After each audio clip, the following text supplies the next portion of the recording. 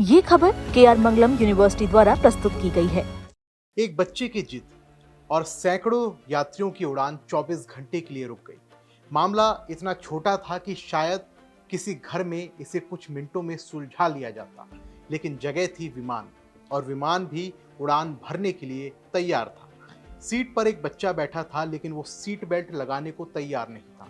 माता पिता ने उसे समझाया, उसे विमान के क्रू ने भी समझाया, काफी कोशिश हुई, लेकिन बच्चा अपनी जिद पर अड़ा रहा। और फिर जो हुआ, उसने एक पूरी फ्लाइट के यात्रियों का सफर लगभग एक दिन आगे खिसका दिया। सवाल सिर्फ इतना नहीं है कि बच्चा सीट बेल्ट क्यों नहीं लगा रहा था, सवाल यह भी है कि एक बच्चे की जिद के सामने माता पिता और एयरलाइन क्रू की स्थिति आखिर इतनी मुश्किल क्यों हो गई कि सैकड़ों यात्रियों को इसका खामियाजा भुगतना पड़ा। चलिए इस पूरी घटना को समझते हैं। नमस्कार, मेरा नाम है शुभम गुप्ता और आप देखना शुरू कर चुके हैं दैनिक जागरण। 6 अगस्त को कनाडा के विक्टोरिया इंटरनेशनल एयरपोर्ट से टोरंटो जाने वाली पोर्टर एयरलाइंस की फ्लाइट PD 4444 उड़ान भरने के लिए तैयार थी। यात्री विमान में बैठ चुके थे। विमान रनवे की तरफ बढ़ने वाला था, लेकिन तभी क्रू की नजर एक बच्चे पर गई। बच्चे ने सीट बेल्ट नहीं लगाया था। अब यहाँ मामला सिर्फ एक बच्चे के जिद करने का नहीं था। विमान में सीट बेल्ट कोई वैकल्पिक चीज नहीं है। टेक ऑफ से पहले हर यात्री को सुरक्षा नियमों का पालन करना होता है।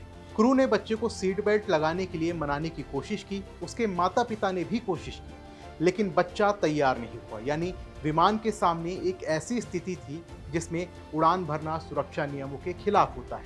एयरलाइन के मुताबिक माता पिता और क्रू की तमाम कोशिशें नाकाम रहीं। आखिरकार विमान को वापस टर्मिनल पर लाना पड़ा। यात्रियों को विमान से उतार दिया गया।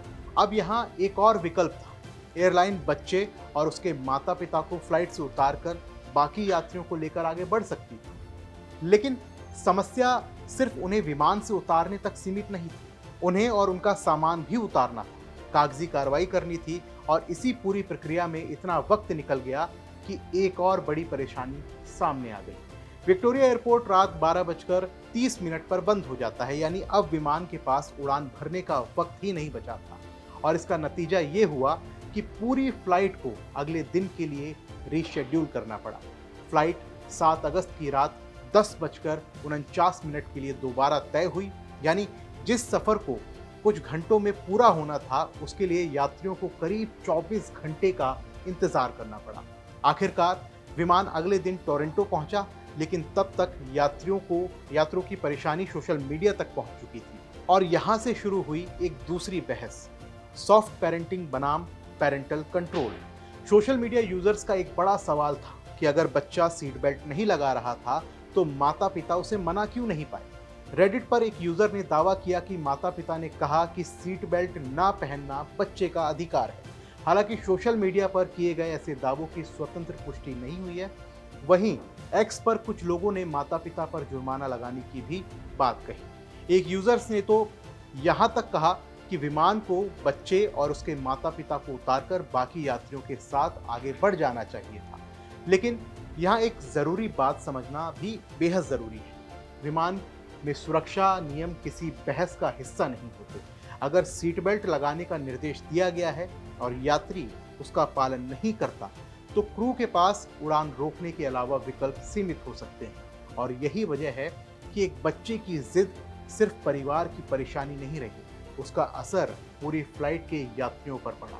सैकड़ों लोग एयरपोर्ट पर रुके रहे और उन्हें अपना पूरा प्लान मजबूरन बदलना पड़ा, और करीब एक दिन बाद वो अपनी मंजिल तक पहुंच पाए।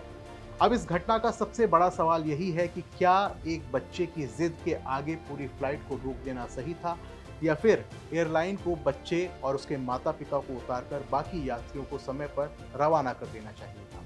फिलहाल ये भी साफ नहीं है कि इस देरी से परेशान यात्रियों को किसी तरह का मुआवजा मिला या नहीं, लेकिन इस घटना ने एक बात जरूर साफ कर दी है कि विमान में कुछ नियम ऐसे होते हैं जहां बहस की गुंजाइश बहुत कम होती है, क्योंकि जमीन पर बच्चे की जिद कुछ मिनट की परेशानी हो सकती है, लेकिन आसमान में वही जिद सैकड़ों यात्रियों के पूरे सफर को बदल देती है।